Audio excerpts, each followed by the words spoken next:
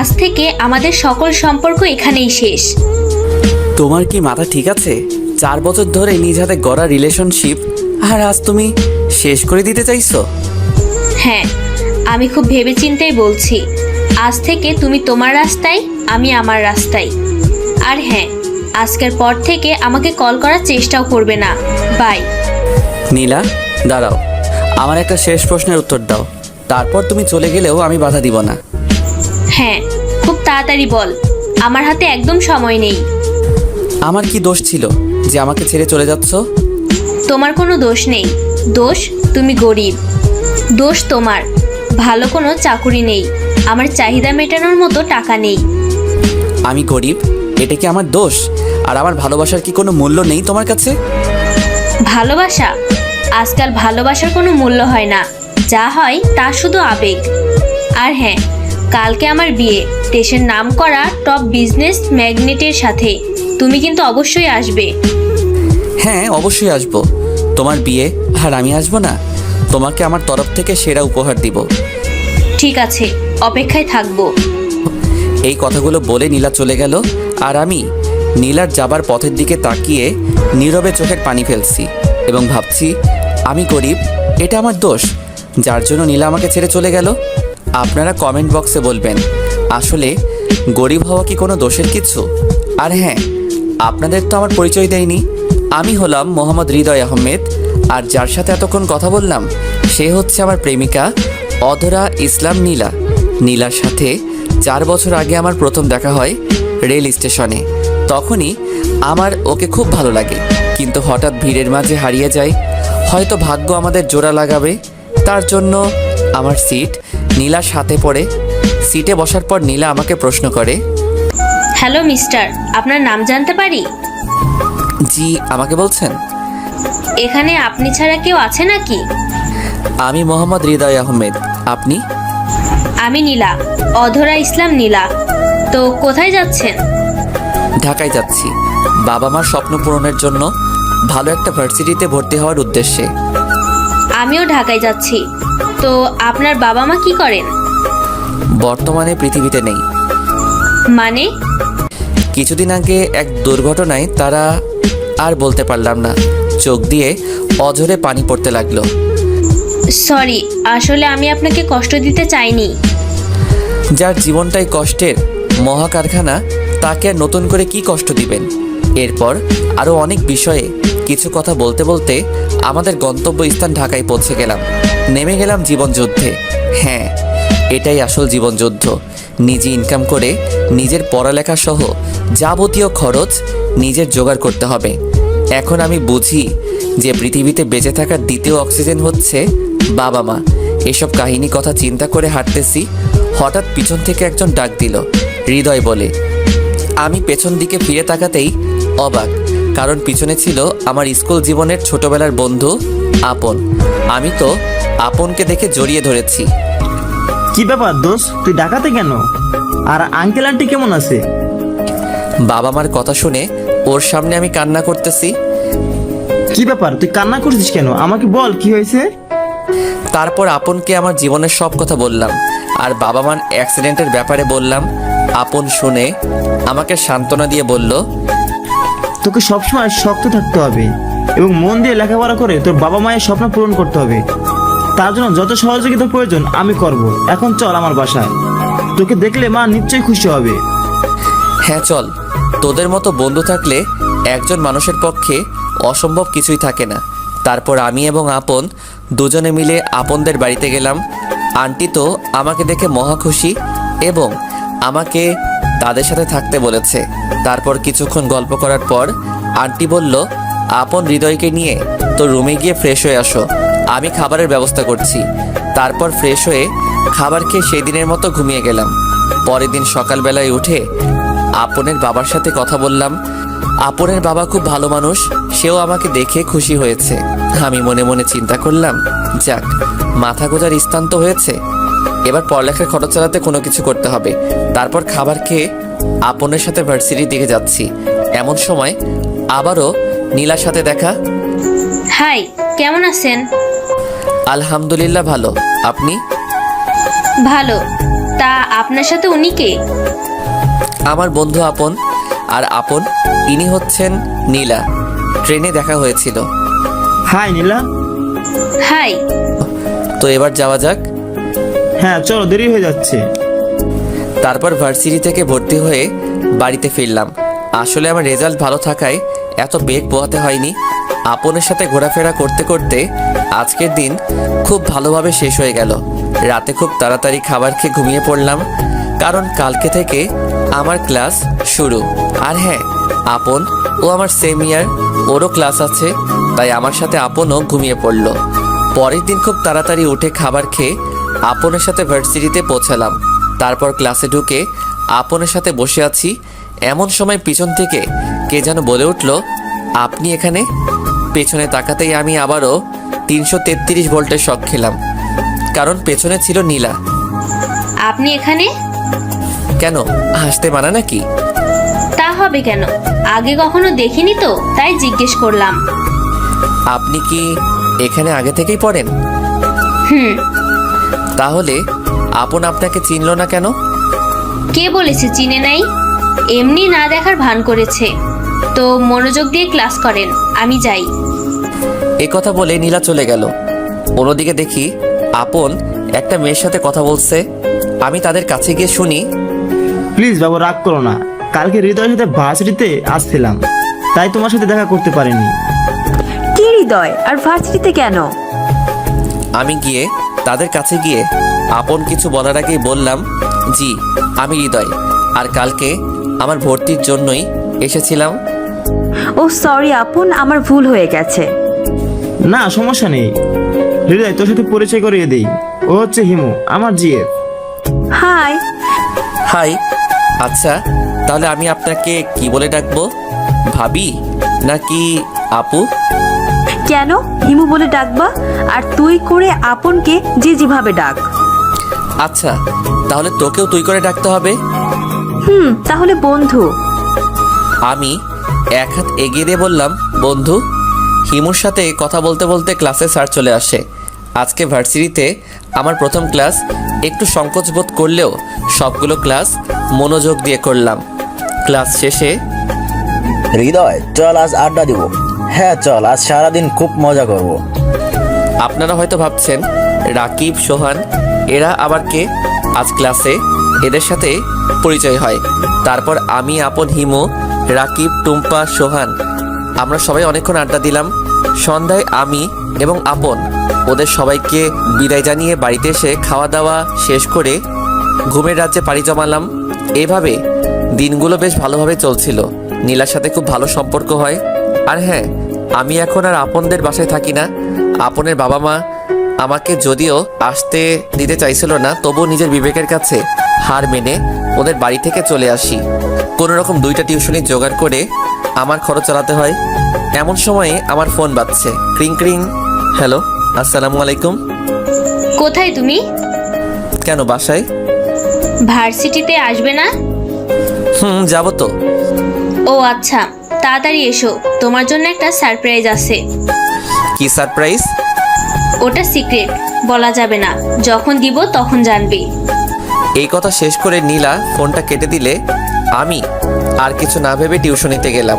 Tuition শেষ করে সোজা ভার্সিটির দিকে রওনা দিলাম। ভার্সিটির সামনে গিয়ে দেখি নীলা নীল শাড়ি, নীল চুড়ি পরে নীল পরীর মতো দাঁড়িয়ে আছে। আমি আবারও নীলার উপর ক্রাশ খেলাম।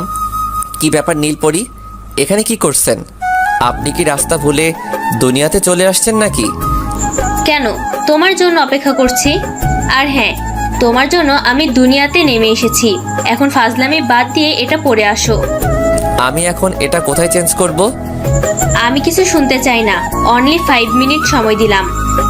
যা বাবা, মাত্র 5 মিনিট। আমি আর কিছু না বলে সেখান থেকে চলে আসলাম। এসে এদিক ওদিকে তাকিয়ে দেখি একটা ক্লাসরুম পুরাই ফাঁকা। আমি আর দেরি না করে ড্রেসটা চেঞ্জ করলাম। আর আপনাদের তো বলাই হয়নি, ওই ব্যাগে নীল পাঞ্জাবি ছিল। ওই নীলপরি, চলো, কাজ শেষ। আমার দিকে এমনভাবে তাকিয়েছে, বিশ্বাস করেন পাঠক ভাইরা, মনে হয় আমি এলিয়েন। ওই কি হলো, আমি কি এলিয়েন না ভিন গ্রহের প্রাণী যেমনভাবে তাকিয়ে আছো কিছু না বলে? চলো, দেরি হয়ে যাচ্ছে। এই মামা, যাবেন? কোথায় যাবেন? কানন পার্ক। চলেন। ওই উঠো। আমি আর কিছু না বলে সরাসরি রিকশায় বসে পড়লাম। তোমাকে নীল পাঞ্জাবিতে বেশ লাগছে। তাই নাকি? তোমাকেও নীল শাড়িতে বেশ মানিয়েছে। তোমার জন্য। কি আমার জন্য মানে? বুঝলাম না। তোমার মানে বুঝতে হবে না, যখন সারপ্রাইজ পাবে তখন ঠিকই বুঝবে। এখন আর একটাও কথা বলবা না। ঠিক আছে, আমি আর কিছু বললাম না। এমন সময় রিকশাওয়ালা মামা বলল, মামা নামেন, চলে এসেছি আপনাদের গন্তব্যের জায়গায়। আমি আর নীলা নামলাম। নেমে আমি ভাড়া দিতে গেলে নীলা বলে উঠল, ওই তোমাকে দাঁড়িয়ে থাকতে বলেছি না? ভাড়া কি দিতে বলেছি? আমার কথা না শুনলে। থাক, আর বলতে হবে না, বুঝেছি। তুমি ভাড়া দিয়ে রিকশাওয়ালা মামাকে ধন্য করো। আর কথা না বাড়িয়ে নীলা রিকশা ভাড়া মিটিয়ে দিল। তারপর হাঁটতে হাঁটতে পার্কের গেটের সামনে আসতেই নীলা আমাকে বলে উঠল, দাঁড়াও। কেন, ভেতরে যাবে না? ভেতরে যাব না কখন বললাম, কিন্তু এভাবে না। আর কিছু না বলে কোথা থেকে যেন একটা কালো কাপড় নিয়ে এসে নীলা আমার চোখ দুটো বেঁধে দিল। এবার চলো। আমিও ভদ্র ছেলেদের মতো ওর দেখানো পথে হাঁটতে শুরু করলাম। কিছু দূর যাওয়ার পর শুনি আপন, হিমু, রাকিব, সোহান, অন্তর এরা আমার উপর ফুল জাতীয় কিছু ছুঁড়ে মারছে আর বলছে, happy birthday to you, happy birthday to you my best friend Hridoy. আমি তো এদের কার্যকলাপ শুনে অবাক। তাড়াতাড়ি চোখ থেকে কাপড় সরিয়ে দেখি আমার চারপাশে ফুল দিয়ে সাজানো এবং আমার সামনে একটা জন্মদিনের কেক। তোদের সবাইকে অনেক ধন্যবাদ বন্ধু, আমাকে আমার একটা সারপ্রাইজ দেওয়ার জন্য। আরে আমরা এসব কিছুই করিনি, এই সব কিছু নীলা করেছে। সব ধন্যবাদ তুই নীলাকে দে, আমরা তো শুধু তোর জন্মদিনের অতিথি মাত্র। আজকে যে তোর জন্মদিন সেটা তো আমরা জানতামই না, বরং নীলাই আমাদেরকে জানিয়েছে। আমি যেই নীলার দিকে তাকিয়েছি ঠিক তখনই নীলা একগুচ্ছ গোলাপ ফুল নিয়ে হাঁটু গেড়ে মাটিতে গেঁথে আমাকে বলতে শুরু করলো, যদি বলো তোমার কথা মনে পড়ে কতবার, আমি বলবো চোখের পাতা নড়ে যতবার। যদি বলো তোমায় ভালোবাসি কত, আমি বলবো আকাশে তারা আছে যত। হবে কি আমার জ্যোৎস্না রাতের তারাগুনার সাথী? কথা দিলাম সারা জনম রাখবো তোমায় আমার কাছে বাঁধি। নীলার কথা শুনে আমি কি বলবো ভেবে পাচ্ছিলাম না, কারণ আমি অসহায়, যে কিনা দুনিয়ায় এক পানিতে ভাসমান শ্যাওলার মতো। আমার ভাবনার ছেদ ঘটিয়ে আপন বলল, কি হলো, চুপ করে আছিস কেন? আমার দ্বারাই এই সব কিছু সম্ভব নয়। নীলা দাঁড়িয়ে বলতে শুরু করলো, কেন সম্ভব নয়? কি নেই আমার? টাকা পয়সা গাড়ি বাড়ি সব আছে, শুধুমাত্র তোমাকে ভালোবেসেছি, এটাই কি আমার দোষ? সেদিন ট্রেনে যখন আমাদের দেখা হয় সেদিন থেকে আমি তোমাকে ভালোবেসে ফেলেছি। আমাদের ভাগ্য এমন এক পর্যায়ে এনেছে যে তোমার সাথে আমাকে আজকের এই পরিস্থিতির আনতে বাধ্য করেছে, তবুও তুমি না বলছো। তুমি যে কথাগুলো বললে তার কোনো জবাব আমার কাছে নেই, কারণ আমিও তো সেই প্রথম দেখেই ভালোবেসে ফেলেছি। মনে মনে বললাম। আমি আর কিছু না বলে সেখান থেকে বাসায় চলে আসলাম। পেছন থেকে নীলা, হিমু, আপন, সোহান অনেকবার ডেকেছে, কিন্তু আমি শুনিনি, কারণ এখানে থাকলে হয়তো আমি আমার চোখের পানি ধরে রাখতে পারবো না। আজ নিজেকে বড় অসহায় লাগছে। যাকে ভালোবাসলাম সে নিজে আমাকে প্রস্তাব দেওয়ার পরও আমি তাকে প্রত্যাখ্যান করলাম, কারণ আমি গরিব। এ কথা চিন্তা করে আমার নিজের কেউ নেই, এ কথা চিন্তা করে। সে যাই হোক, তাড়াতাড়ি বাসায় এসে হাত মুখ ধুয়ে একটা ঘুম দিলাম। এক ঘুমেই পরের দিন সকালে ফোনের শব্দে ঘুম ভাঙে। ফোনটা হাতে নিয়ে দেখি নীলার 30+ কল, তার সাথে আপন, সোহান, হিমু, অন্তর তো আছেই। আরও নীলার নাম্বার থেকে 2টি SMS দেখলাম। সেখানে নীলা লিখেছে, তুমি যদি এবার ফোন রিসিভ না করো তবে আমি আত্মহত্যা করব। এই মেসেজটা দেখে আমার মনের ভেতরটা যেন আটকে ওঠে। ক্রিং ক্রিং। কিরে, একটা মেয়ে তোকে প্রপোজ করেছে বলে তুই নিজেকে মহান মনে করছিস, তাই না? আজ তোর জন্য নীলা মৃত্যুর সাথে পাঞ্জা লড়ছে। এসে দেখে যা তোর জন্য মেয়েটা আজ কিভাবে কষ্ট পাচ্ছে, হাসপাতালে বেডে শুয়ে শুয়ে। ফোনের শব্দ। আপনার কথা শুনে আমার চোখ যেন আর থামছেই না। আমি কিছু না শুনে হাসপাতালের দিকে এমন দৌড় দিছি যেন পাগলা কুত্তা আমাকে তাড়া করেছে। সেখানে গিয়েই দেখি আপন, হিমু, সোহান, নীলার বাবা মা, ছোট ভাই বসে কান্না করছে। আমাকে দেখে আপন তেড়ে এসে নীলার রুমের সামনে নিয়ে গেল। দেখ, তোর জন্যই নীলার আজ এমন অবস্থা। আমি কোনো কিছু না বলে শুধু নীরবে চোখের পানি ফেলছি। তুই তো একাই চেয়েছিলি তাই না? আমি কিছু বলতে যাব ঠিক তখনই ডাক্তার বলতে শুরু করলো, এখানে নীলা নামের পেশেন্টের বাড়ির লোক কে আছেন? নীলার জ্ঞান ফিরেছে, আপনারা চাইলে ওর সাথে কথা বলতে পারেন। ডাক্তারের কথা শুনে আপন, হিমু, সোহান ও নীলার বাবা মা নীলার সাথে কথা বলার জন্য রুমে যায়। কিন্তু আমি বাদে। আমি মনে মনে ভাবছি কোন মুখ নিয়ে ওর সামনে যাব। তাই আড়ালে দাঁড়িয়ে নীলাকে একবার চোখের দেখা দেখে বাসায় চলে আসলাম। বাসায় এসে নামাজ আদায় করে মহান আল্লাহ পাকের দরবারে নীলার জন্য দোয়া করলাম। অন্যদিকে নীলার জ্ঞান ফেরার পর হসপিটালে। মা, কি হয়েছে তোর? তুই কি আমাদের কথা একবারও ভাবলি না? সরি বাবা, আর কোনোদিন এসব করব না, ভুল হয়ে গেছে। ঠিক আছে মা, তুই তোর বন্ধুদের সঙ্গে রেস্ট নে, আমি আর তোর বাবা তোর খাবারের ব্যবস্থা করছি। এই কথা বলে নীলার বাবা মা সেখান থেকে চলে গেল। তোর কি মাথা খারাপ নাকি? হুট করে মানুষ কি এসব চিন্তা মাথায় আনে? কি করব বল, হৃদয়কে যে আমি আমার প্রাণের থেকেও বেশি ভালোবাসি। ও যখন আমাকে না বলে এবং পরে আমার ফোন রিসিভ না করে, তখন আমার মাথা কাজ করা সম্পূর্ণ বন্ধ হয়ে গিয়েছিল। কি করে ফেলেছি তা আমি নিজেই জানি না। তাই বলে এত বড় সিদ্ধান্ত নিবি? দয়া করে আপনারা একটু বাইরে যান, ওনার এখন বিশ্রাম নেওয়ার প্রয়োজন। ঠিক আছে ডাক্তার, নীলা আমরা এখন আসি, আবার পরে আসবো। ঠিক আছে, যা। আর হ্যাঁ, হৃদয়কে একটু আসতে বলবি, ওকে খুব দেখতে ইচ্ছে করছে। তারপরও তুই ওকেই দেখতে চাইছিস যে তোর নিজের জন্য দায়ী? হ্যাঁ, আমার মৃত্যু আসলেও আমার চোখ শুধু ওকেই দেখতে চাইবে। ও মা গো, ট্রু লাভ। আচ্ছা ঠিক আছে বল মনে। আর হ্যাঁ, এখন আমরা যাই, পরে দেখা হবে। এই কথা বলে আপন, হিমু, সোহান নীলার কাছ থেকে বিদায় নেয়। বিকেলবেলা। হ্যালো হৃদয়, কোথায় তুই? তাড়াতাড়ি ব্রিজের মাথায় মোড়টাতে চলে আয়, হসপিটালে যাব। না, আমি হসপিটালে যাব না। কেন, তুই কি চাস নীলা আবার বড় ধরনের কিছু করে বসুক? না, সেটা আমি কোনো দিনও চাই না। আমিও নীলাকে অনেক ভালোবাসি, কিন্তু আমার অবস্থানের কথা চিন্তা করে ওর প্রস্তাবে রাজি হইনি। আরে পাগল, যেখানে নীলা এ সম্পর্কে খুশি সেখানে তুই কেন এসব নিয়ে চিন্তা করছিস? ঠিক আছে, নীলা যদি এ সম্পর্কে খুশি থাকে তবে আমার কোনো আপত্তি নেই। তাড়াতাড়ি মোড়ে আয়, আপন আর হিমু ওরাও চলে এসেছে। ঠিক আছে, তোরা 5 মিনিট অপেক্ষা কর, আমি 10 মিনিটে আসছি। 15 মিনিট পর। কিরে, এত দেরি হয় এতটুকু আসতে? আমার দিকে তাকিয়ে, ওমা হিরো, আপনি কি শুটিং স্পট থেকে ভুল করে চলে এসেছেন নাকি? দয়া করে একটা অটোগ্রাফ দিন না প্লিজ।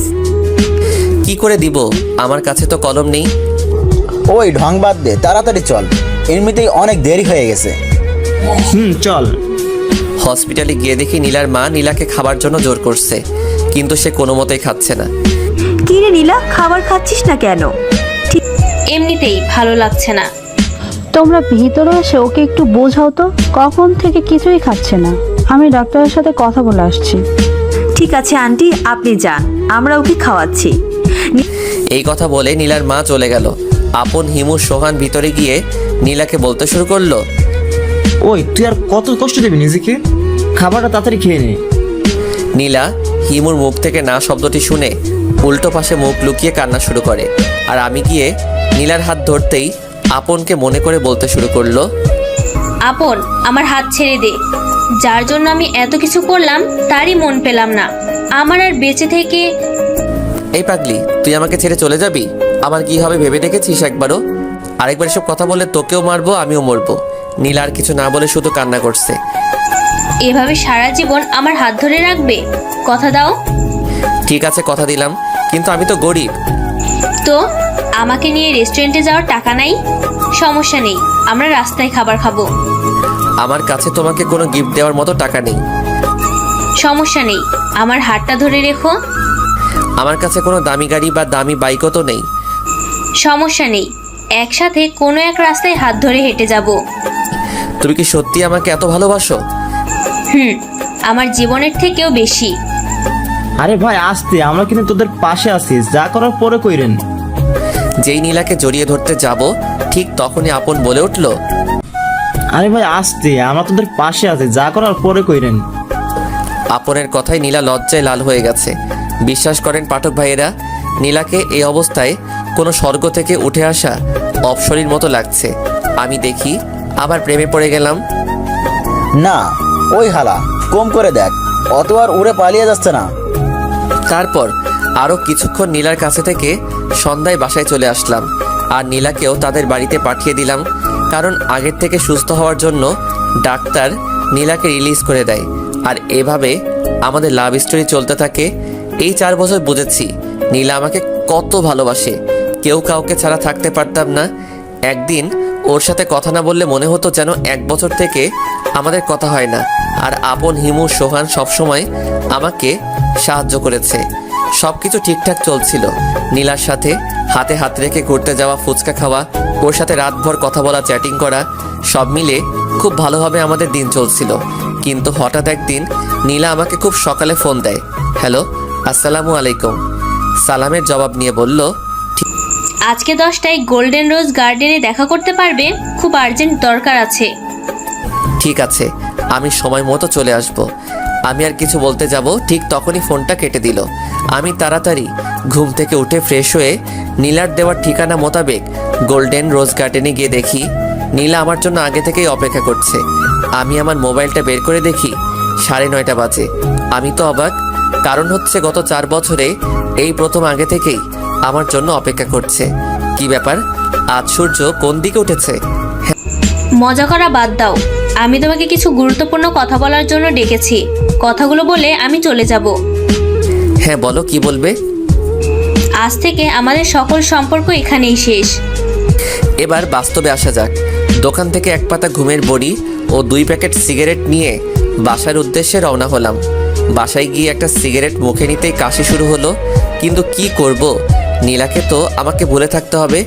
আস্তে আস্তে ধোঁয়া উড়াচ্ছি, আর মনে হচ্ছে যেন কষ্টগুলো সিগারেটের ধোঁয়ার সাথে বিলীন হয়ে যাচ্ছে। জীবনে কোনোদিন সিগারেট হাত দিয়ে ছুঁয়ে দেখিনি, কিন্তু কেন জানি না আজ মনে হচ্ছে তুমি আমার বেঁচে থাকার একমাত্র সম্বল। একে একে সব শেষ করে 2টা ঘুমের বড়ি খেয়ে ঘুমিয়ে গেলাম। পরের দিন ঘুম থেকে ওঠার চেষ্টা করছি, কিন্তু উঠতে পারছি না।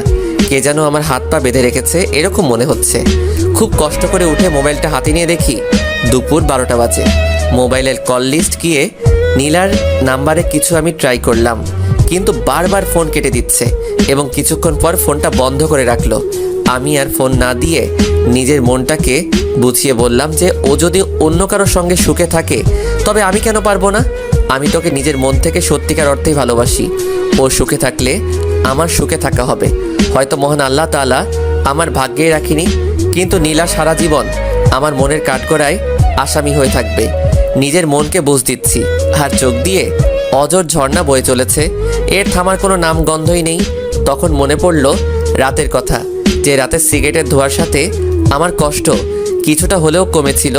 তাই সিগারেট আনার জন্য যেই বাইরে বের হতে যাব, ঠিক তখনই দরজা খুলে দেখি আমার চাচা বাইরে দাঁড়িয়ে আছে। কি ব্যাপার, আপনি এখন কি করছেন? আমি বেঁচে আছি কিনা মরে গেছি তা দেখতে এসেছেন, নাকি মরিনির জন্য মারতে এসেছেন? বাবারে, আমাকে ক্ষমা করে দে, আমি আমার ভুল বুঝতে পেরেছি। তাই তোর বাবার যত সম্পত্তি ছিল সব আমি তোর নামে করে দিয়েছি।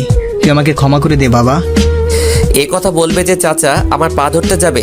ছি ছি, কি করছেন চাচা? আপনি আপনার ভুল বুঝতে পেরেছেন, সেটাই বড় কথা।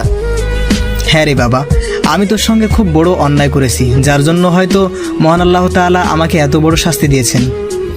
কি হয়েছে আপনার চাচা? তোর বাবার সকল সম্পত্তি আমি চালাকি করে নিয়ে সেদিন তোকে বাড়ি থেকে বের করে দিয়েছি। কিছুদিন পরে জানতে পারি যে আমার ব্লাড ক্যান্সার হয়েছে। আমি আর এই পৃথিবীতে কিছুদিনের জন্য অতিথি মাত্র। না চাচা, আমি আপনার কোনো কিচ্ছু হতে দিব না। আমি আপনাকে দরকার পড়লে সারা পৃথিবীর ভালো ভালো ডাক্তার নিয়ে সে অপারেশন করাবো, তবু আমি আপনাকে মরতে দেব না। আমার হাতে আর সেই সময় নেই। চল, তোকে তোর সম্পত্তি সকল দায় দায়িত্ব দিয়ে আমি শান্তিতে মরতে চাই। আপনি এসব কথা বলবেন না প্লিজ। ঠিক আছে, বলবো না, চল। তারপর আর কোনো কিছু না বলে বাইরে বের হয়ে দেখি আমার সবচেয়ে প্রিয় গাড়ি। তারপর গাড়ির ভিতরে গিয়ে আমি আর চাচা বসলাম, আর গাড়ি তার আপন গতিতে ছুটতে শুরু করলো। আর হ্যাঁ, আপনার তো বলাই হয়নি, আমি গরিব না। আসলে আমার বাবা ছিল বাংলাদেশের একজন টপ বিজনেসম্যানদের মধ্যে একজন। আসলে আমার বাবার অ্যাক্সিডেন্টের পর সকল সম্পত্তি আমার চাচা আত্মসাৎ করে আমাকে বাড়ি থেকে বের করে দেয়। তারপর আপনারা সবই জানেন, আমার জীবন যুদ্ধ সম্পর্কে তো যাই হোক, আপনাদের সাথে কথা বলতে বলতে আমার গন্তব্যস্থানে পৌঁছে গেছি। চাচা নামেন। হ্যাঁ। গাড়ি থেকে নেমে আমি আর চাচা আমাদের ফ্যাক্টরির দিকে এগিয়ে চললাম। তখন কিছু শ্রমিক আমার দিকে এমনভাবে তাকিয়ে আছে যে আমি যেন কোনো অজানা গ্রহের প্রাণী। ওর দিকে তোমাদের এভাবে তাকিয়ে থাকার প্রয়োজন নেই। আজ থেকে এই এসকেভি গ্রুপের একমাত্র উত্তরাধিকারী হচ্ছে মোহাম্মদ হৃদয় আহমেদ। আর আমি ঘোষণা করলাম আজ থেকে হৃদয় হচ্ছে তোমাদের নতুন এমডি। চাচার কথা শুনে সকল শ্রমিকরা আমাকে হাততালি দিয়ে স্বাগতম জানালো যে আমি চাচার পা ধরে সালাম করতে যাব। ঠিক তখনই চাচা মাথা ঘুরে পড়ে যায়। চাচা কি হলো, আপনি কথা বলছেন না কেন? তারপর দুইজন মিলে ধরাধরি করে চাচাকে হসপিটালে নিয়ে আসলাম। চাচাকে দেখে ডাক্তার যা বলল তা শুনে আমার মাথায় আকাশ ভেঙে পড়ল। দেখুন মিস্টার হৃদয়, আপনার চাচার অনেক দিন থেকে ব্লাড ক্যান্সার। আপনাদের হাতে আর কোনো সময় নেই, আপনি আমাকে ক্ষমা করে দিবেন। আর হ্যাঁ, ওনার জ্ঞান ফিরেছে, আপনার সাথে তিনি কথা বলতে চান। আমি আর দেরি না করে দৌড়ে চাচার কেবিনের দিকে চলে গেলাম। আমাকে দেখে চাচা বলতে শুরু করলো, বাবারে, আমি জানি আমি আর বেশি সময় নেই, তোর হাতে আমি সব দায়িত্ব তুলে দিয়ে গেলাম। তারপরে দেখি বাবারে, আমি জানি আমার আর সময় বেশি নেই। হয়তো আমি তোর সাথে অনেক অন্যায় করেছিলাম, কিন্তু তুই আমাকে ক্ষমা না করলে কেউ আমাকে ক্ষমা করতে পারবে না। তোর বাবা খুব ভালো মানুষ ছিলেন, আমি যে তার বন্ধু ছিলাম সেটা সে কোনোদিনই মনে করেননি, বরং আমাকে তার নিজের ভাইয়ের মতো দেখত। মৃত্যুর সময় তোর কাছে একটাই অনুরোধ, তুই আমাকে ক্ষমা করে দে। চাচার কথা শুনে কেন জানি না আমার খুব কষ্ট হচ্ছে। সে হয়তো আমার সাথে অন্যায় করেছিল, কিন্তু সে তো তার ভুল বুঝতে পেরেছে। আমার উত্তর দেওয়া দেরি দেখে চাচা আবার বলতে লাগলো, কিরে, কি হলো, কিছু বলছিস না কেন? চাচা, এ আপনি কি বলছেন? সন্তানের কাছে কি পিতা কোনো দোষ করতে পারে? যদিও আপনি আমার বাবার বন্ধু ছিলেন, কিন্তু আমি সব সময় আপনাকে আমার নিজের চাচা মনে করতাম। আমার কথা শেষ হতে না হতেই পেছন থেকে কে যেন আব্বু বলে চিৎকার করে উঠল। পেছনে তাকিয়ে তো আমি অবাক। পেছনে তাকিয়ে দেখি একটা মিষ্টি পরীর মতো মেয়ে দাঁড়িয়ে আছে। আসলে ওর নাম হচ্ছে জান্নাত, চাচার একমাত্র আদরের মেয়ে। ছোটবেলায় ওর মা মারা যাওয়ার পর সে বিদেশে যাওয়ার কারণে অনেক দিন দেখা হয়নি। জান্নাত চাচাকে দেখে বলতে শুরু করলো, আপু তোমার কি হয়েছে? তুমি এভাবে শুয়ে আছো কেন? মারে, কারো বাবা মা চিরকাল বেঁচে থাকে না। তোর মা মারা যাওয়ার পর তোকে আমি অনেক কষ্ট করে কোলে পিঠে মানুষ করেছি। বাবা হৃদয়, তোর কাছে আমার একটাই অনুরোধ, আমি মারা যাওয়ার পর আমার মেয়েকে দেখে রাখবি। কথা দে, ওর চোখে কোনোদিনও পানি আসতে দিবি না। কথা দিলাম চাচা। অন্যদিকে জান্নাত কোনো কিছু না বলে শুধু কান্না করছে। বাবা হৃদয়, আমি আর তোর বাবা তোদের ছোটবেলা থেকেই বিয়ে ঠিক করে রেখেছিলাম, কিন্তু এখন তো আর বেঁচে থাকবো না, তাই জান্নাতকে আমি তোর হাতে তুলে দিলাম। চাচা এই কথা বলতে না বলতেই শেষ নিঃশ্বাস ত্যাগ করে। আমি ডাক্তারকে ডাক দিলে ডাক্তার তাকে মৃত ঘোষণা করে। চাচার মৃত্যুর খবর শুনে আমার বুকটা কষ্টে ফেটে যাচ্ছে। না চাইতেও চোখ দিয়ে পানি ধরে রাখতে পারছি না। আর অন্যদিকে তো জান্নাতকে কোনোভাবে সামলানো যাচ্ছে না। তারপরে চাচার জানাজা করে দাফন সম্পন্ন করে বাসার দিকে চললাম। পথে আজান হওয়ার কারণে নামাজ পড়ে বাড়িতে গিয়ে দেখি জান্নাত এখনও কান্না করছে। আমি গিয়ে জান্নাতের কাঁধের উপর হাত রাখতেই জান্নাত চমকে ওঠে। তারপর আমি বলতে শুরু করলাম, কারো বাবা আবার কারো মা, অথবা কারো বাবা মাকে একসাথে নিয়ে মহান আল্লাহ তাদের পরীক্ষা করেন। তোমাকে কিছু বলে সান্ত্বনা দেওয়ার ভাষা আমার নেই, তবুও বলছি, যে চলে গেছে তার জন্য কান্না করে লাভ নেই। তোমার চোখের পানি তার কাছে পৌঁছাবে না, বরং তুমি যদি নামাজ আদায় করে তার জন্য দোয়া করো তবে তার আত্মা শান্তি পাবে। আজান হয়ে গেছে, ওযু করে নামাজ আদায় করে নাও। আমার কথাগুলো শুনে জান্নাত মন দিয়ে কি যেন চিন্তা করলো। তারপর চোখ দুটো কোনো রকম মুছে বাথরুমে চলে গেল, হয়তো ওযু করতে। কিছুক্ষণ পর দেখি জান্নাত একটি জায়নামাজ নিয়ে মাটিতে বিছিয়ে নামাজ পড়তে শুরু করলো। আর এদিকে আমি নীলার কথা প্রায় ভুলেই গেছি। ওর কথা মনে পড়লে মনটা খুব খারাপ হয়ে যায়, কিন্তু আমার মনে হয় নীলা আমার দুঃস্বপ্ন ছিল, যে স্বপ্নগুলো পূরণ না হওয়ায় ভালো। আমার ভাবনায় ছেদ ঘটিয়ে জান্নাত বলল, আমার না খুব ক্ষুধা পেয়েছে। ঠিক আছে, তুমি বসো, আমি তোমার জন্য খাবার ব্যবস্থা করছি। আমার ফোনটা বের করে দেখি রাত 12টা বাজে। এখন খাবার কোথায় পাবো? তাই নিজেই খাবার তৈরি করার জন্য রান্নাঘরে গেলাম। আসলে আগে নিজের খাবার আমি নিজেই তৈরি করতাম, তাই আমার খাবার তৈরি করতে কোনো সমস্যা হয় না। কোনো রকম কিছু খাবার বানিয়ে টেবিলে রেখে জান্নাতকে ডাকতে এসে দেখি জান্নাত ঘুমাচ্ছে। এই অবস্থায় যে জান্নাতকে কত সুন্দর লাগছে তা আপনাদের বলে বোঝাতে পারবো না। ওকে এত সুন্দর লাগছে যেন জান্নাত থেকে নেমে আসা কোনো অপসরই আমার সামনে ঘুমিয়ে আছে। 4 বছর নীলার সাথে রিলেশনে থাকার পরও ওকে দেখে যে ফিলিংস না হয়, জান্নাতকে দেখে তার থেকে বেশি ফিলিংস হয়।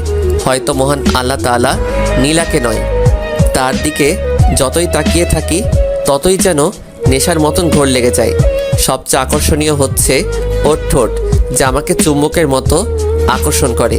ওর দিকে তাকিয়ে থাকতে থাকতে কখন যে সকাল হয়ে গেছে তা আমি কল্পনা করতে পারিনি। জান্নাত ওঠার আগে ওযু করে ফজরের নামাজ আদায় করলাম। তারপর রান্নাঘরে গিয়ে নিজের সাধ্যমতো রান্না তৈরি করলাম।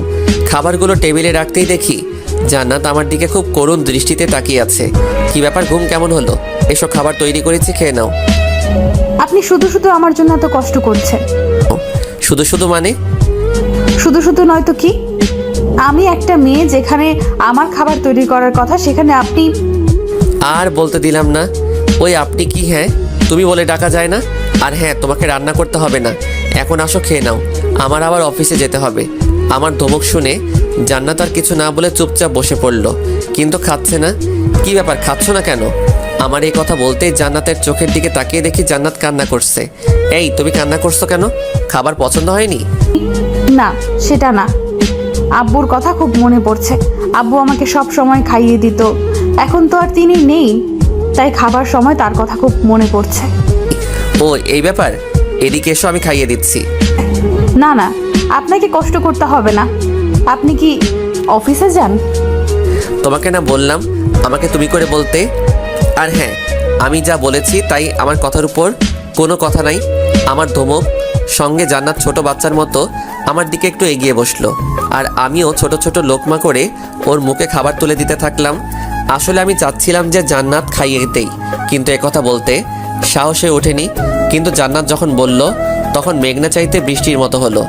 আমি 12 পর্বে বলেছিলাম যে জান্নাত মা মরার পর বিদেশ চলে যায়।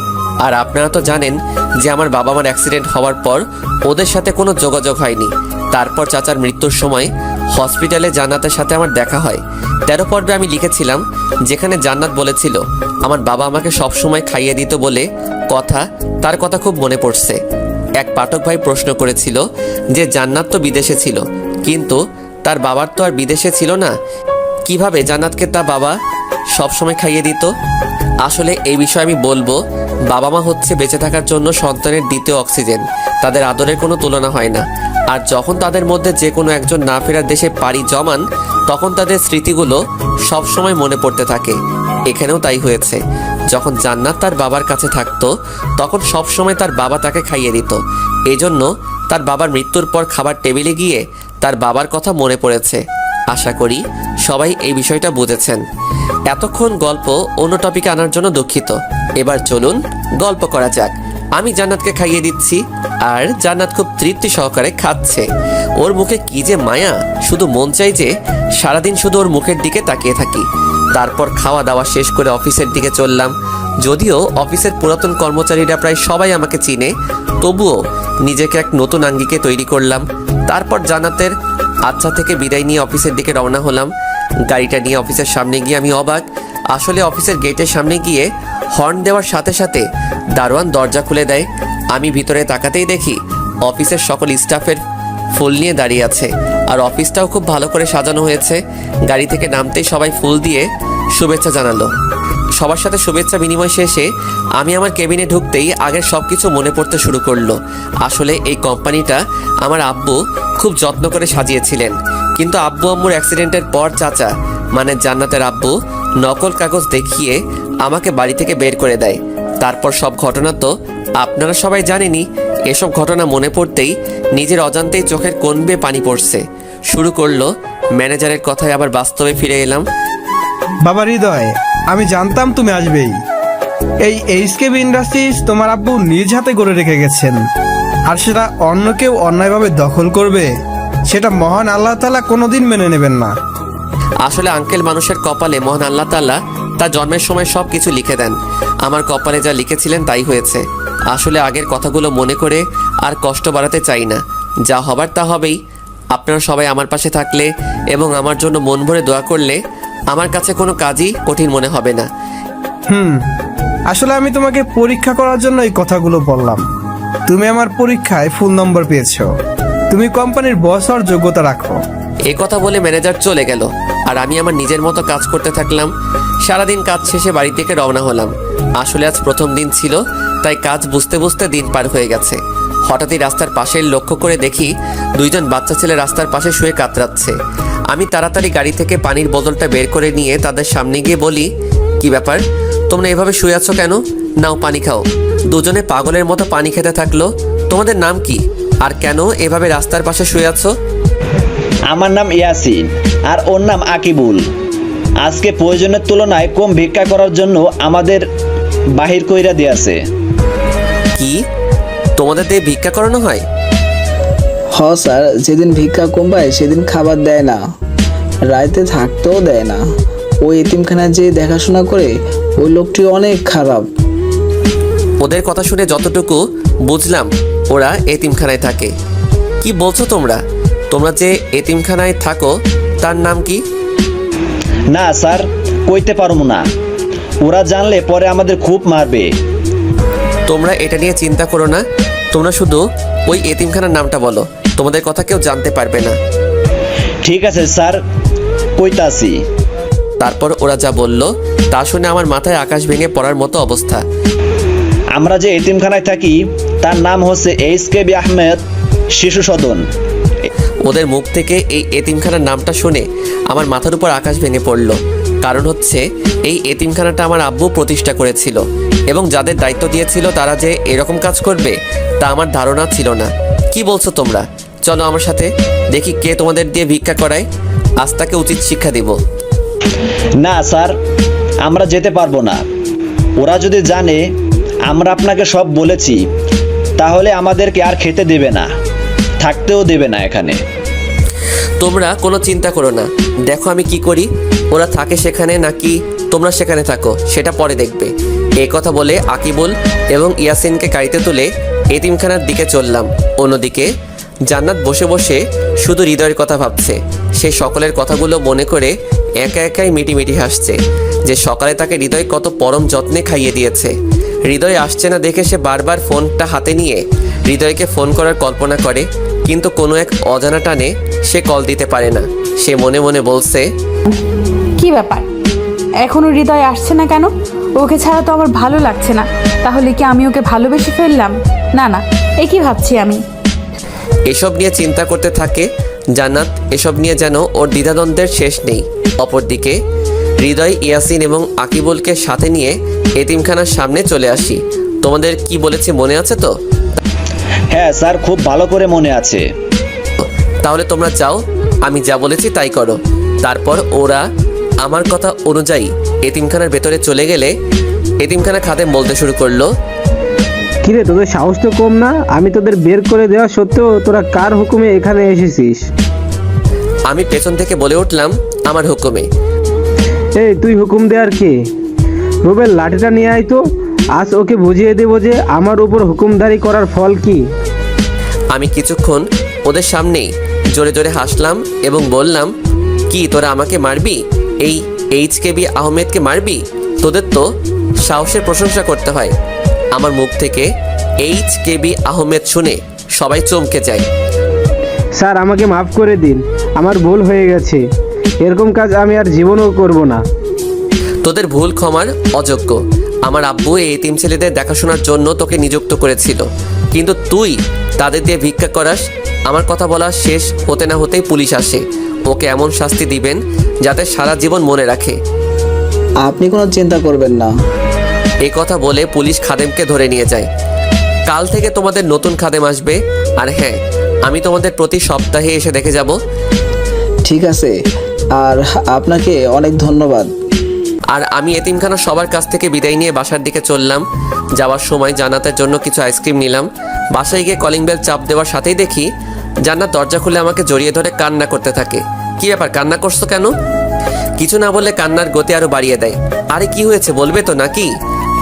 অফিস থেকে ফিরতে কি এত লেট হয়? আমার চিন্তা হয় না বুঝি? আমার জন্য এত চিন্তা হয় বুঝি? আমি তোমার কে যে আমার জন্য চিন্তা করবে? জান্নাত আমার কথা শুনে লজ্জামাখা কণ্ঠে বলল, জানি না। তাই নাকি? তাহলে কালকে থেকে আরো দেরিতে আসবো। তুমি ঘুমিয়ে পড়ো, আমার কাছে এক্সট্রা চাবি আছে, সেটা দিয়ে ভিতরে চলে আসবো। আর হ্যাঁ, কালকে আমার জন্য তোমাকে চিন্তা করতে হবে না।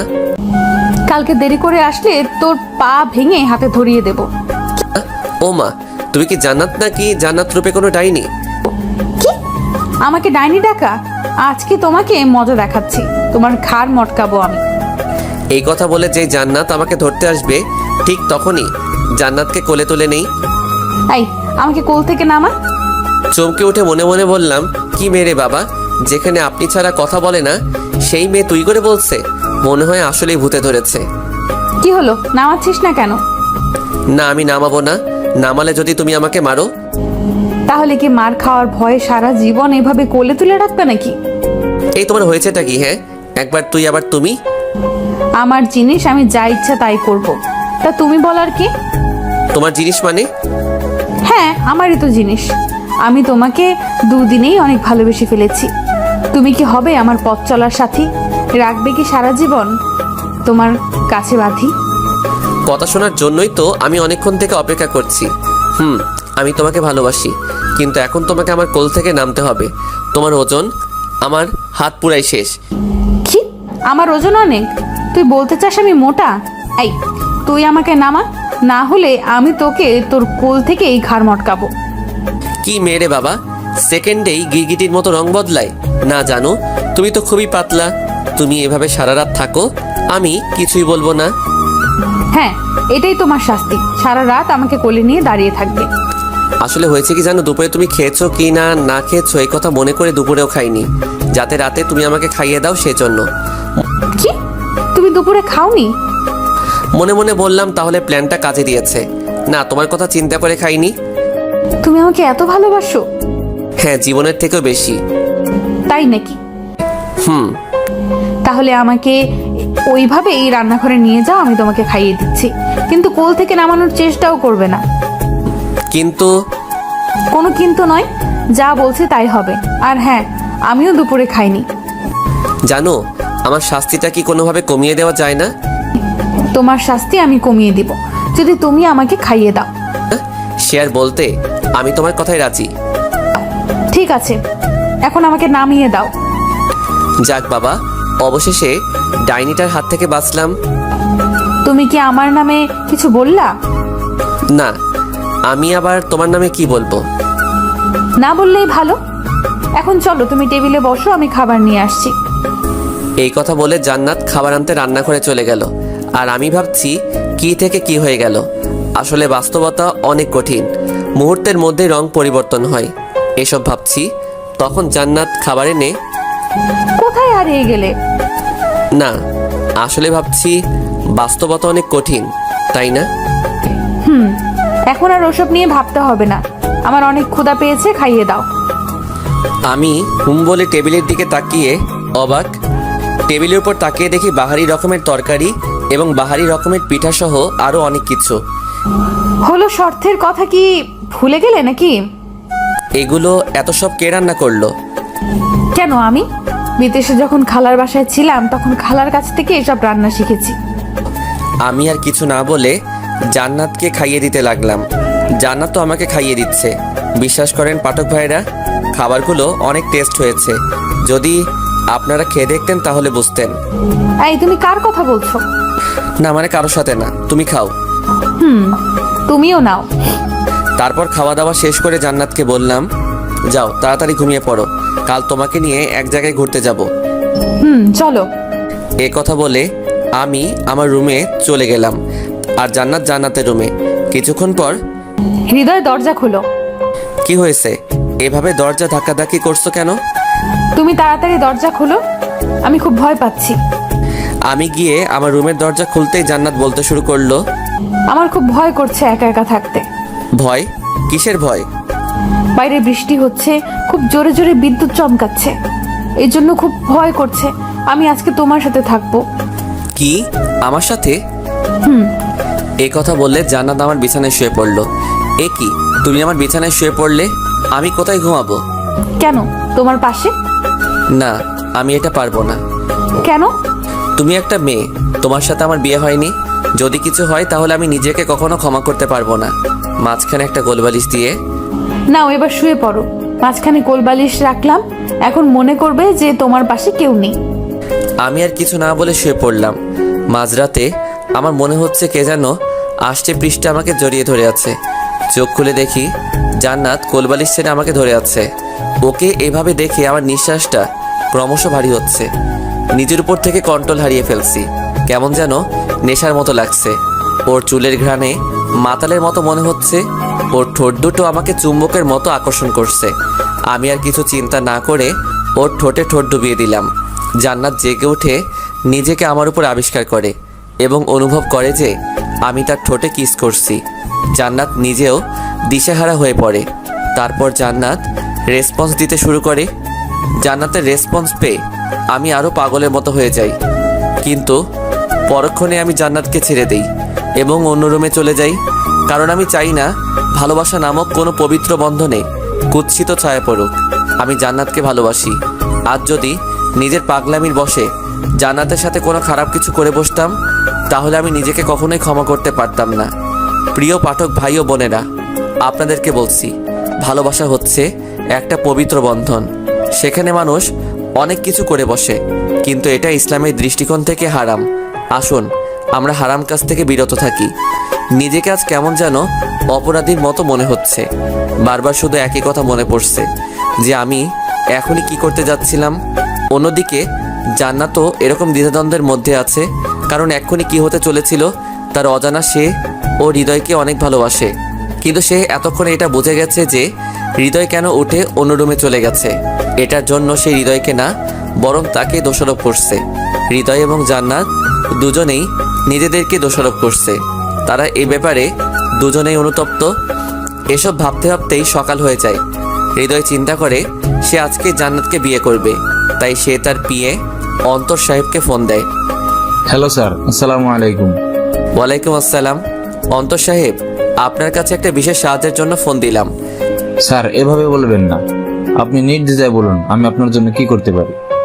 তারপর আমি অন্তরকে আমার এবং জান্নাতের বিয়ের কথা বললাম এবং তাকে সকল কাজ বুঝিয়ে দিলাম। জি স্যার, আপনার কোনো চিন্তা করতে হবে না, আমি সময় মতো সব কাজ করে রেখে দেবো। অন্তর কল কেটে দেওয়ার পর আমার বন্ধু সোহানকে ফোন দিলাম।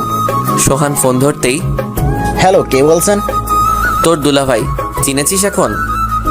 সরি, আপনি ভুল নম্বরে কল করছেন। আমার তো বোনই নেই, দুলাভাই আসবে কোথা থেকে?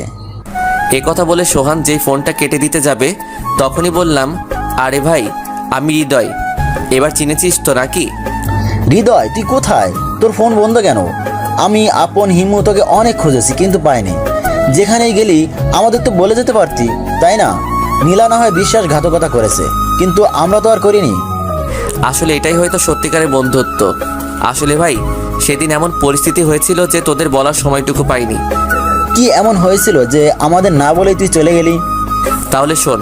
তারপর আমি সেদিনের পর থেকে সব ঘটনা বলতে শুরু করলাম। চাচার কথা, জান্নাতের কথা সব বললাম। আর এটাও বললাম যে আজ আমার আর জান্নাতের বিয়ে, তাই আপন আর হিমুকে নিয়ে সোহান যেন কাজী অফিসে আমাদের জন্য অপেক্ষা করে। আরে দোস্ত, তুই কোনো চিন্তা করিস না, আমরা ঠিক সময় পৌঁছে যাব। ঠিক আছে বলে ফোনটা কেটে দিলাম। তারপর ফ্রেশ হয়ে যেই বাইরে যাব ঠিক তখনই জান্নাত আমার সামনে এসে বলতে শুরু করলো, আসলে কালকে যে ঘটনাটা হয়েছে তার জন্য সরি। সরি তো আমার বলার কথা, কারণ আমি নিজেকে কোনোভাবে কন্ট্রোল করতে পারিনি। ঠিক আছে, আর সরি বলতে হবে না। রান্না শেষ হয়েছে, খেতে আসো। চলো। তারপর আমি আর জান্নাত খাওয়া শেষ করি। তুমি না বলেছিলে আজ আমাকে ঘুরতে নিয়ে যাবে? যাও, তাড়াতাড়ি রেডি হয়ে আসো। তুমিও রেডি হয়ে নাও। আর কিছু না বলে আমিও রেডি হয়ে নিলাম। কিন্তু জান্নাত এখন রেডি হয়ে শেষ করেনি। মেয়েদের যে রেডি হতে কত সময় লাগে তা তারাও জানে না। জান্নাত, তুমি এসো, আমি গাড়িতে বসলাম। হায়রে মেয়ে মানুষ, সাজতে কি এত সময় লাগে নাকি? এই তো এসে গেছি। আমি ওর দিকে তাকাতেই আবার ক্রাশ খেলাম, কারণ জান্নাত আজকে আমার পছন্দের নীল শাড়ি পরেছে, সাথে নীল চুড়ি, খোপায় ফুল, ঠিক যেন নীলপরি। আমি ওর থেকে চোখ ফেরাতে পারছি না। কি মিস্টার HKB আহমেদ, অমন করে কি দেখছেন? পরি দেখি। ও তাই নাকি? এখন চলুন, দেরি হয়ে যাচ্ছে। হ্যাঁ ওঠো। আমি আর জান্নাত দুজনে মিলে প্রথমে কাজী অফিসে চললাম। কাজী অফিসের সামনে গাড়ি দাঁড় করাতেই জান্নাত প্রশ্ন করলো, এটা তো কাজী অফিস, এখানে কেন নিয়ে আসলে? এখানে মানুষ কিসের জন্য আসে? ঠিক তখনই পেছন থেকে কে যেন জড়িয়ে ধরলো। পেছনে তাকিয়ে দেখি সে আর কেউ নয়, সে হচ্ছে হিমু। আমি হিমুকে কিছু বলতে যাব, তার আগে জান্নাত বলতে শুরু করলো, এই মেয়ে, তুমি বলা নেই কওয়া নেই ওকে জড়িয়ে ধরেছো। নিজের হবু বরকে জড়িয়ে ধরতে কি কিছু বলতে হয় নাকি? হবু বর মানে? হৃদয় ইনি আর কি বলছে? হৃদয় কি বলবে? আজকে আমাদের বিয়ে, তাই তো এখানে এসেছি। আর হৃদয় এই ঝগড়াটে মেয়েটা কি? ও হচ্ছে জান্নাত, চাচার মেয়ে। আমার মুখ থেকে এই কথা শুনে জান্নাত আর নিজেকে কোনোভাবেই কন্ট্রোল করতে পারলো না, সবার সামনে কান্না শুরু করে দিল। এদিকে আমি হিমুর কার্যকলাপ দেখে মনে মনে হাসছি। হৃদয়, ইনি কান্না করছে কেন? মনে হয় খুশিতে কান্না করে দিছে, তাই না জান্নাত? ওই, তুই আমার সাথে আর কথা বলবি না। এই কথা বলে যেই জান্নাত চলে আসতে যাবে, ঠিক তখনই আমি ওর হাত ধরে ফেললাম। ওই, হাত ছাড়, না হলে কিন্তু খুব খারাপ হবে। জান্নাতের কথা শুনে হিমু জোরে জোরে হাসতে শুরু করলো এবং হিমুর সাথে সাথে আমিও। আবার দাঁত বের করে হাসছিস কেন? হাত ছাড়বি নাকি চিৎকার করব? দোস্ত, ভাবি দেখি খুব রাগ করেছে, আজ তো তোকে শেষ করেই ফেলবে। হিমুর মুখ থেকে ভাবি নাম শুনে জান্নাত আশ্চর্য হয়ে তার চোখের পানি মুছে, হারামি সব দোষ তোর। মাথায় হালকা করে একটা চড় মেরে বললাম, আমি কি করব? ভাবলাম তোর হবু বউকে একটু চালানো যাক। তখনই পেছন থেকে আপন বলতে শুরু করলো, তুমি আবার ভাবিকে কে কি বললো? ভাবি কান্না করছে কেন? আপনারা এসব কি বলছেন কিছুই তো বুঝতে পারছি না। তোমার কিছু বুঝতে হবে না, ভেতরে আসো, সব নিজেই বুঝতে পারবে। আর হ্যাঁ, এই হচ্ছে আমার বন্ধু আপন, আর এতক্ষণ যে তোমার সাথে অভিনয় করলো সে হচ্ছে আপনার জিএফ হিমু। 1 মিনিট দাঁড়া। আবার কি হলো? আমি আপনের জিএফ না, আমি আপনের বউ। মানে হচ্ছে হিমু আমার বিয়ে করা বউ। বাবা মায়ের সম্মতিতে আমাদের বিয়ে হয়েছে। মানে কি রে, এখনো যাচ্ছিস না কেন? চলো। আরে ভাই, মন খারাপ করিস না, তোকে আমাদের বিয়ের জন্য ট্রিট দিমুনে। থাক, লাগবে না। তারপর কাজী অফিসের ভেতরে গিয়ে বিয়ের সমস্ত কাজ শেষ করে আমি, জান্নাত, সোহান, আপন, হিমু আমরা সবাই মিলে এতিমখানার বাচ্চাদের জন্য কাপড় এবং খাবার কিনতে গেলাম। কাপড় এবং খাবার কিনে সেখান থেকে সোজা এতিমখানায় গেলাম। সেখানে গিয়ে তাদেরকে সব দিয়ে বাসায় চলে আসলাম। বাসায় এসে জান্নাত তো পুরাই শখ, কারণ অন্তর বাড়িটাকে খুব সুন্দর করে সাজিয়েছে। কি হলো, সবাই ভেতরে চলো। এটা কি তোর বাসা? কেন? না, এমনিই বললাম আর কি। তারপর সবাই বাড়ির ভেতরে গিয়ে তো আরো অবাক, কারণ বাইরের চেয়ে ভেতরে আরো সুন্দর করে সাজানো হয়েছে। আমাদের ভাবনার ছেদ ঘটিয়ে অন্তর বলল, স্যার আপনার কথা মতো সব কাজ কমপ্লিট, আপনি চাইলেই সব কিছু ঘুরে দেখতে পারেন। তার আর দরকার নেই, আপনাকে অনেক ধন্যবাদ। স্যার ধন্যবাদের প্রয়োজন নেই, এটা আমার দায়িত্ব। আর হ্যাঁ স্যার, ম্যাডামের জন্য পার্লার থেকে লোক এসেছে, ম্যাডামকে রুমে পাঠিয়ে দিন। এই কথা বলে অন্তর চলে গেল। দোস্ত, তোর ভাবিকে নিয়ে রুমে যা এবং আমার মনের মতো সাজিয়ে দিস। তুই কোনো চিন্তা করিস না। তারপরে হিমু জান্নাতকে নিয়ে রুমের ভেতরে চলে গেল। আমি, সোহান, আপন 3 বন্ধু মিলে অনেকদিন পর আড্ডা দিতে লাগলাম। ওদের সাথে আড্ডা দিতে দিতে কখন যে গভীর রাত হয়ে গেছে তা আমি কল্পনাও করতে পারিনি। তখনই হিমু এসে বলল, কি রে, তুই এখনো এখানে আড্ডা দিচ্ছিস কেন? ভাবি তোর জন্য অনেকক্ষণ থেকে ওয়েট করছে, যা রুমের ভিতরে যা। বস, তাই কর। দোস্ত, আমার না খুব ভয় করছে। তুই আজকে জান্নাতের সাথে যা করেছিস, আজকে রুমে গেলে হয়তো আমাকে মেরেই ফেলবে। যা রুমে যা, বেঁচে থাকলে কাল দেখা হবে। বন্ধু, যাই রে, যদি থাকি বেঁচে আবার আসিব ফিরে বন্ধু তোদের মাঝে। বাহ বাহ, কি কবিতা বললেন। কবিতাকে সরো আর ওকে ধরো, ধরে বাসার ঘরে ঢুকে বাঁশ দিয়ে দাও। এ কথা বলে ওরা 3 জন মিলে আমাকে বাসের ঘর থুক্কু বাসর ঘরে ঢুকিয়ে দিয়ে গেল। আমি ভেতরে গিয়ে দেখি জান্নাত খাটের উপর বড় একটা ঘোমটা টেনে বসে আছে। আমি হালকা করে একটা কাশি দিতেই একটু নড়ে চড়ে উঠল। কিন্তু আমি তো শুনেছিলাম বাসর ঘরে বউ নাকি স্বামীর পা ছুঁয়ে সালাম করে, কিন্তু জান্নাত তো সালাম করবে দূরের কথা, কাছেই আসছে না। আমি আবার কাশি দিলাম। এবার জান্নাত নিজের ঘোমটাটা খানিক তুলে আমার দিকে আসতে লাগলো। ওর এদিকে আসা দেখে আমি তো ভয়ে শেষ, কিন্তু সব ভাবনার অবসান ঘটিয়ে জান্নাত আমাকে পায়ে হাত দিয়ে সালাম করলো এবং বলল, আসো, আমরা 2 রাকাত নফল নামাজের মাধ্যমে আমাদের বিবাহিত জীবনের সূচনা করি। চলো।